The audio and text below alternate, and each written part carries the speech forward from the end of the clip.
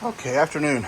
Wanted to do a quick video about the rear lift gate struts on my 2000 Excursion. All Excursion rear lift gate struts are the same, except two-wheel drive and four-wheel drive, there is a difference. So my understanding of all that, the two-wheel drive Excursions, like that one over there, came from the factory with longer struts to allow the rear lift gate to go higher. The four-wheel drives, like this one, came with shorter struts to make the lift gate not go as high.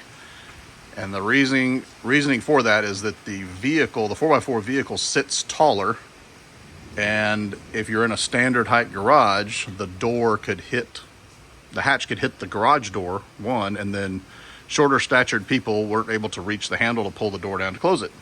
So the 4x4s had shorter struts, which limited the door to only go up to a certain height. And the two-wheel drives, being the vehicle was lower to the ground, went up a little bit taller so people didn't hit their head. I'm 6'6", 5.5", shrinking kind of thing-ish. I've had the two-wheel drive lift struts on my four-wheel drive Excursion ever since I've owned one for 20 years. And I still smack my head. So I got on the internet and found longer than stock is what they listed height struts, and they're, I think it said 1.5 inches longer. Holy moly, this is awesome. These things are, so here's the two-wheel drive struts that were on my four-wheel drive. Sorry, these are the two-wheel drive struts that were on my four-wheel drive. So that's about at the top pin, and there's the bottom pin. I mean, it's an inch and a half. The difference that makes in how high this thing is, I mean, that's about as level as I get with the roof. It's over 90 degrees from the ground by a long shot, like 110 degrees or something maybe. Wow. Now, again, I'm 6'5"-ish and change. See if I can get a shot of that. Okay, so again, was 6'6" at one point, 6'5"-ish and shrinking, getting old. I'm on level concrete, just a pair of tennis shoes on, no high heels or anything for me. My fist, in order to hit the handle on top of my head, dang, that's badass. I wish I had done that many moons ago. And there's no clearance issues up here, like the hatch hitting the body roof. None of this is pulled abnormally tight. This is the washer fluid tubes, not straining that. There's no impact with the body up here, and it shuts. It's actually quite stiff. Let me get a shot of that right quick. All right, it's actually quite stiff to close it, and it does kind of fly up. Now that's of course gonna be less with age, but my wife is 5'7". She's not short by any stretch, but she's not able to reach up and grab here. I am comfortably, but she can get this no problem with room to spare. So if someone was 5'5", I would think they could reach that or so. I mean, that's what that handle's designed for. It can pull against those struts, and they're stiff. I just put them on, and we just had a storm come through here in South Texas today. It's mid-80s, so those pistons are affected by temperature. So gases have more activity when there's heat involved. So in the winter, I always find that they kind of suffer a little bit when the temperature's down. Of course, winters in South Texas are nothing like up north, but they do suffer on how well they're able to hold the hatch up in the wintertime versus the summertime. But closing this thing, and you gotta get after it a little bit, put a little oomph into it to close it. And then I found that normally we would just grab the hatch and let it go. It kind of goes up a little faster than I would like it to, so I just kept a finger on it. And like I said, I would assume would get a little less violent, for lack of a better word, with age. But that's fantastic. That's I don't know how well this will work with this way, but that's awesome. I don't know if I'm in here at all or not, but I mean, that's more than a fist over my head. I guess I can put a tape on that. I'm stock height, one size over stock tire, 285 75/16 versus 265 75/16 that it originally came with. Let me grab a tape real quick. All right, so I mean, to the handle, like, you know, the grab handle, I guess would be the lowest thing. About 80 inches. That's amazing. That's I can't even count the number of times I've bonked my head. I just kind of, you know, get used to it kind of thing. So that's gonna be a great improvement. Now, if you had a standard height garage, that might be an issue if you were to ever open the door inside. These doors are 10 wide and 8 tall. And, you know, the door is pulled up above the header intentionally so that none of the door is hanging down here. Not that you would ever drive in and out with your hatch open, but if you had a 7-foot tall door and you opened up the door inside, it's probably gonna smack it. So that might be something to consider. Or if you have a lifted truck, even with an 8-foot door, I've seen guys put like pool noodles and stuff like that up on the door so they can rest the door against the hatch against the door without damaging it. So just be careful of that, especially with a lifted truck. And the 2-wheel drive one there should have the same length struts as these that I just took off. And then I've got another 4x4 one out there that we'll take a peek at here in a minute, and that should have the shorter ones. So let me peek at this guy right quick. 1 second. All right, like I mentioned, this is a 2-wheel drive Excursion, and this should have, oh, these are backwards. Well, or maybe mine were backwards, I don't know. So this is the same length. So these were 2-wheel drive ones off of my 4x4. So this one has the correct 2-wheel drive length struts on it, and they're decent. The door is 90-ish, you know, from the ground, 90 degrees-ish from the ground, more or less. I can't give you any kind of really height comparisons. It's kind of in a little ditch right here a little bit. It's quite low. Sorry, I got too much stuff in my hands.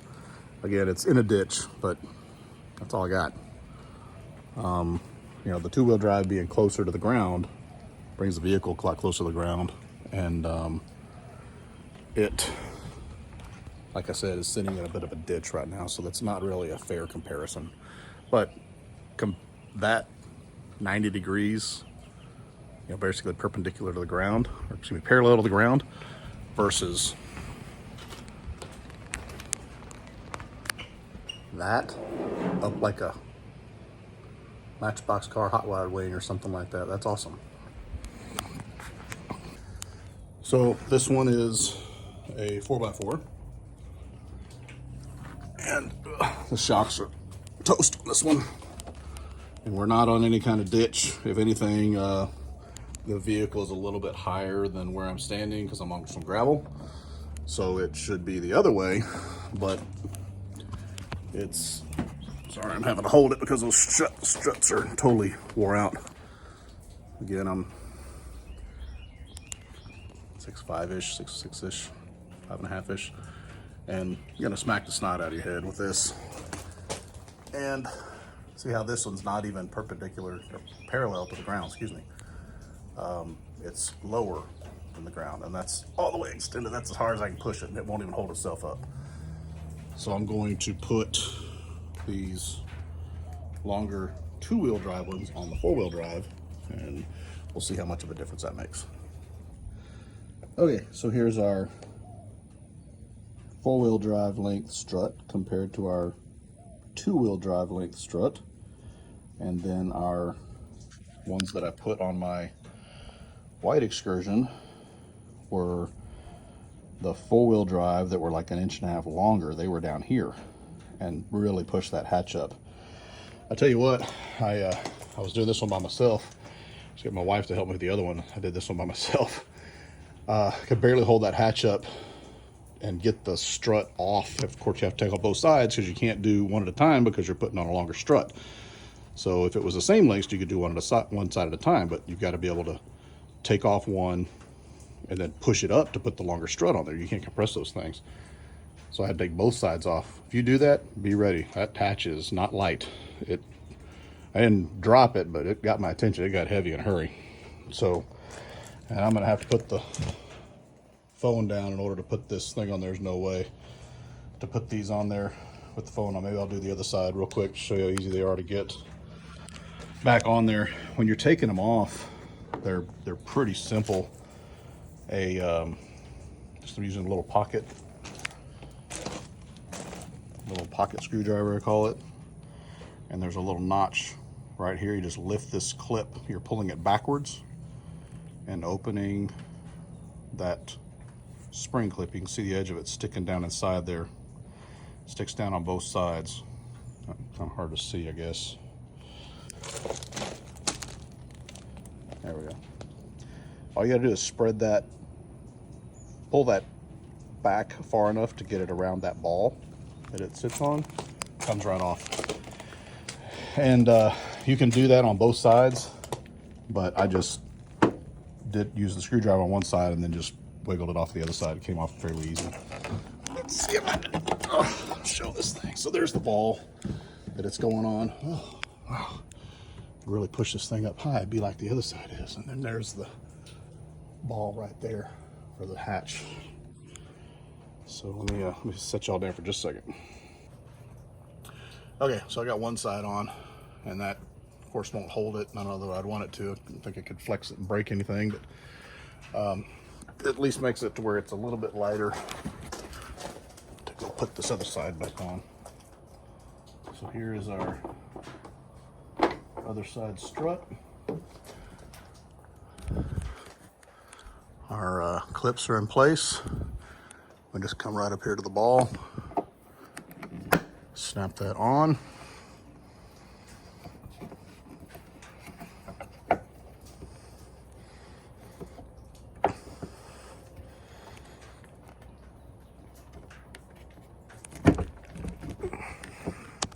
And of course, it's got to be difficult. Sorry about the motion sickness.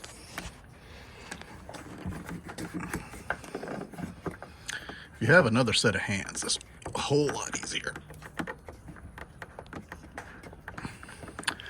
Stand by.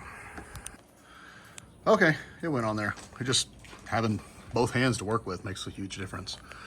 So, and again, the truck is probably a little higher than I am standing. That's like a crowned area. I might be a hair lower.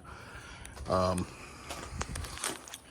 know if this will show anything. So again, 5.5-ish, and smacking my head, and that's how my white one has been for years. And you know, parallel to the ground, more or less. Whereas the white one now with those longer struts is up here, 80 inches to the pull handle on the other one, which is fantastic. And yes, I might have a problem. This is Excursion number 3. Quick sneak peek here. Picked this up a couple of days ago. Will be some videos coming about this one fairly soon. It's kind of a hot mess. Window's working great over here. The window has come unglued from the front there. The glass is still intact, thankfully. I have the glass.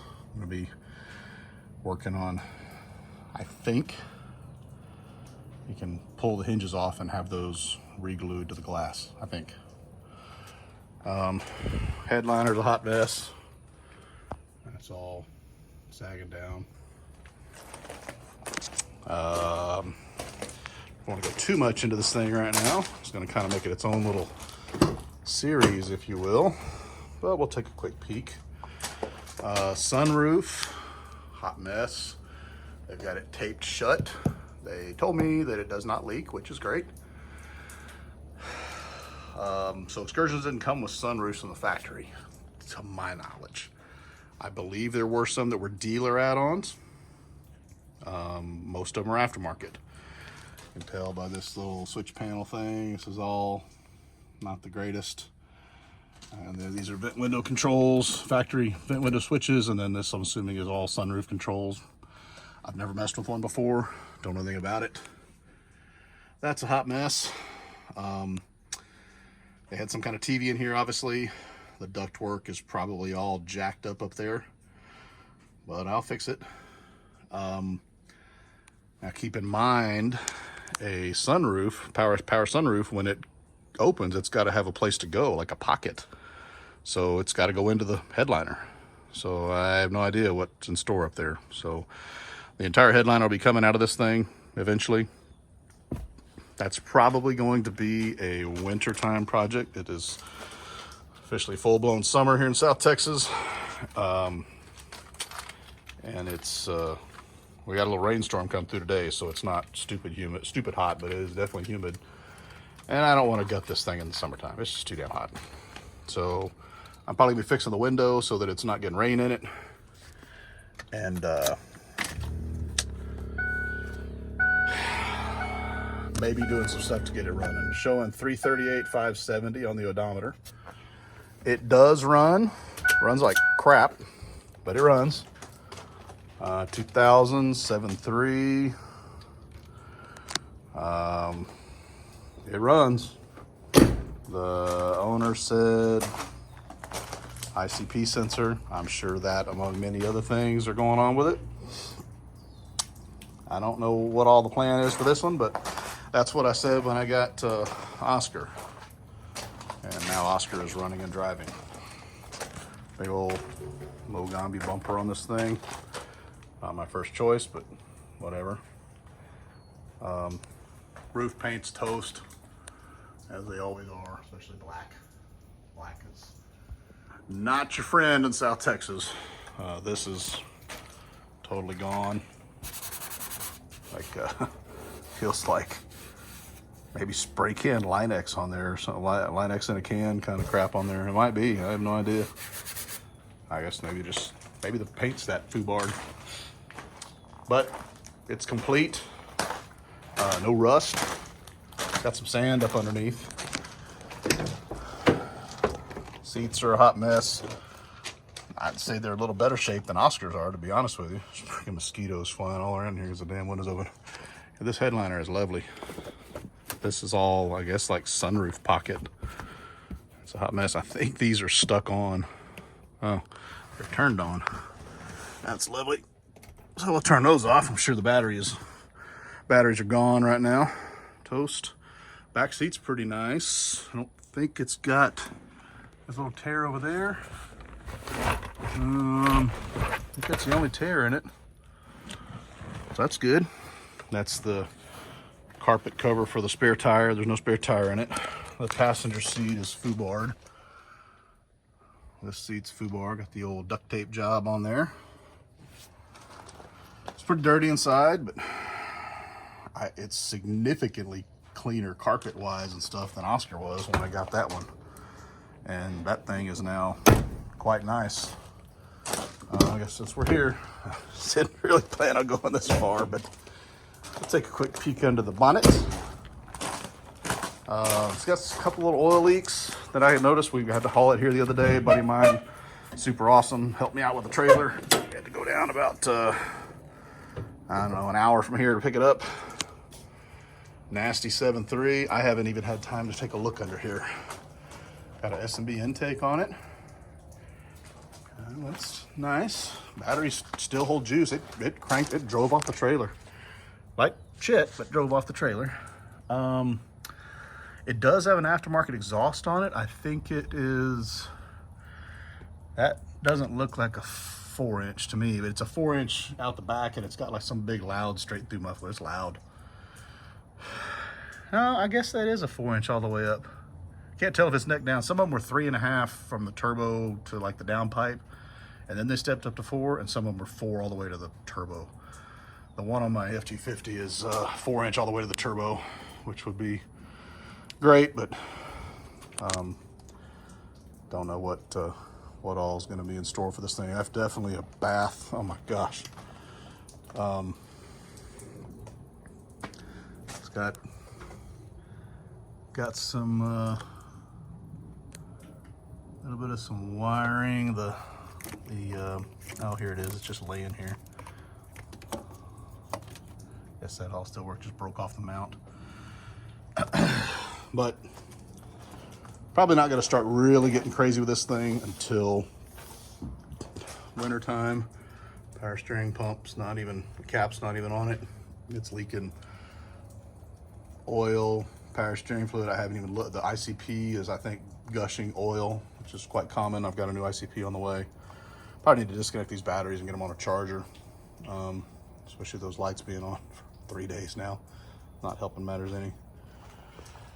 But like I needed another project, this will be one eventually. Kind of becoming an excursion hoarder. Ooh, those are weak. Yeah, they're barely holding. I actually have another set. I'll probably swap those out here in a minute. Just leave that open for now. Hadn't been on the road in 2 years, they said.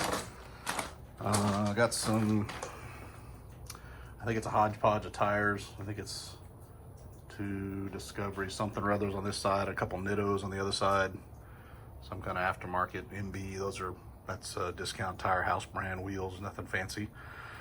I happen to have a set of factory wheels right there. Those might be going back on this thing one day. Those tires are toast, so I could maybe put these tires on those wheels and put them back on the truck. We'll see. Time will tell. Somebody's been jacking with the trailer wiring. I noticed that the other day. We had to winch it out of its hole that it was in and then winch it on the trailer. It had been sitting there quite a while. You can see the dirt spot where it's been sitting in it actually sunk down, and there's got a lot of sand down there where I picked this thing up, and it had kind of sunken down in the sand a little bit. Got a good sized dent in the driver's door here. That sucks. Like somebody backed into it with a pickup or something. Looks fairly fresh. So that's caved in, unfortunately. It's not horrible, it's not great. Other than that, the body's straight. I haven't seen any evidence of accidents, but who knows. So, hot mess, but I'll get to it. It will be a lot different one day. So this one's an 02, and I'm pretty familiar with the 2000s. So my 2000s, the main fuse box is right here. It's not here. I'm assuming it's somewhere else. It's got to be. It's got to have a fuse box somewhere. I think these are up under the dash somewhere. The owner mentioned that it's got some bully dog, something or other, something kind of tuner, something thing in it. I have no idea. She said it's under the dash. We'll see. It's got a knob job, tuner, switch thingamajigger here. I'd have to figure out which one it is and what it's got. The guy that was a super nice couple that I got it from, he said that they used to spend some time at the beach and stuff in it, taking the kids and stuff, and had a blast. And he said this thing is just a hoss off-road. He was saying something about he was blasted past some Toyota trucks that were stuck pulling a stuck-out Jeep, and all of them were stuck, and he just blew right past them. Just kept on trucking. I guess once you get the momentum going, they'll move. Got memory seats on this one. I don't have that on any of mine. Got heated seats. The seat doesn't even move, so I don't know if it's got some wiring issues or fuse or motor. Who knows what? That'll come with time. It's got the automatic climate control thing. I'm not super happy about that, because those break and they suck. They're $1,000 for the damn head unit, which that blows. Power adjustable pedals, and I'm not too crazy about that, because those are prone to breaking. If I can get them all the way towards the floorboard, I'm gonna leave them, never mess with them, because Like I said, I'm 6'5" and change, and I want all the leg room I can get. I haven't even looked up here at all, other than a peek at the sunroof. So the sunroof, he said, is off the track, so it's kind of down here in the back. He's got some like a house wrap kind of tape shit on here. Seems pretty good. If it was puddling water over there, I don't know how well that would hold, to be honest with you. But for now, I got it under cover, so we'll see how long that lasts. No holes in the roof, no rust up here, nothing. That seam sealer stuff has seen better days, but doesn't look like it's rusting any. This has just been beat up by South Texas sun. It's just, you know, black, taking a beating. I was looking at their house on Google Earth map thing the other day when I was seeing where I was going, and I could actually see this thing on the satellite image. And, you know, that image is a year old. He said it's been sitting for 2 years at least. He said maybe pushing 3. Kind of hot mess back here, but again, I'll get her cleaned up. Maybe this winter. That's aftermarket or OEM. Extra Ford grill. Got a part number of some kind on there. I don't even know what it goes to. Oh, here we go. 05 to 07 Super Duty. Yeah, I'll probably be selling that. I don't have one of those. I'll be pulling all this apart to get the window hinge situation out of there, so I can put the window back together, get that all sealed up. It's not uncharted territory for me because I've been that far in Oscar. So, and again, I don't know how this all works, but these are what the glass is glued to. So they sure don't have any movement to them, really. I mean, I guess it doesn't take much because that window, you know, it's just barely coming out. It comes open like 2 inches, if that, back there in the back. Just enough for some airflow. And so this, you know, it really doesn't have to flex that much, but these are pretty rigid. But I've seen some stuff online. I think this entire frame can be unbolted from in here. There's like bolts all along the bottom, and I guess all the way around the perimeter. See, like these bolts here, this kind of shit can come off and take the whole frame out. And then I was talking to a local glass company today, and oh, yum, shmoo, oh, yuck. I'm hoping that that's water that got in from when the glass was kind of sitting like this-ish. Hoping that that's water that got in there. Yeah. Eesh. Anyway, I was talking to a local glass company today, and you know, they've got the urethane adhesive for like windshields and shit. And I was like, I don't think that's the thing to use on this, buddy. And he's like, you'll have to bring it in so I can see it. But I think there's some kind of epoxy that could be mixed to put this shit back together. I'll have to do some research on that when I get time. If anybody has suggestions or been there, done that, please speak up. That would be great info. I know there's even like JB Weld clear. I have some emblems on my car that the body shop not so straight glued back on the car after they put a cheapo paint job on it. And that shit is like weld. I mean, it's ridiculous. So maybe something along those lines. Whatever it is, definitely don't want it to ever come off, because going down the highway, that comes off, and then that front leading edge catches air, and the window's a goner. I don't know why, honestly. Excuse me. I don't know why they didn't just manufacture a hole in here and have a little button with a bolt for the back one and then 2 for the front. It would have a little tiny domed plastic button. Who cares? Lots of vehicles have those. I don't know why they didn't just do something like that, but anyway, just a quick peek at this thing here for a minute on my never-ending project list, and we will see what this thing looks like. Probably in 6 months or so is when I'm really gonna go crazy on it. I have, you know, my videos that you've seen of Oscar, the 2-wheel drive, gutted the inside. Seats out, carpet out, headliner out, door panels off, pillars out, AC box off, everything out. Filthy. Cleaned it, put it all back together. It doesn't smell anymore. Horrible amounts of dirt came out of it. So that's what's in store for this thing. But no time soon, because it's too stinking hot in South Texas right now. And these are those 4-wheel drive ones that were toast and too short anyway. So they will be going in the trash. So, catch y'all on the next one, and we'll see how the Excursion projects are doing. Probably do a couple of little videos on that glass situation, getting that put back together, just for some FYIs for anyone that runs into that. I have seen a few, but most of them, the glass is broken. I guess it probably comes off when you're driving, and like I said, gets wind underneath it and rips it off the vehicle, and it's a goner. And that glass, you can find them, but they're getting to be unobtainium. They are not cheap. I've seen them, guys putting posts that they're paying over $1,000 for one installed. That's kind of getting bonkers. So anyway, I'm gonna do the window back there and get this thing running. It, like I said, does run, but it runs like shit. And I do need to be able to move it.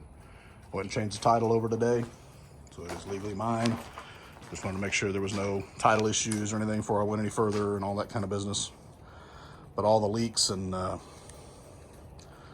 I'm probably gonna give it a bath under the hood just so I don't have to work in all that filth. But it could be something as simple as just the ICP. And it was out of fuel. I stopped on the way home with it still in the trailer and put 10 gallons of diesel in it, and the needle was on the red.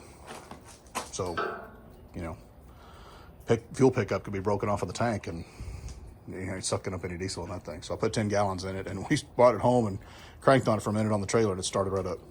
Ran crappy. All right, enough of that. Catch y'all later. Thanks.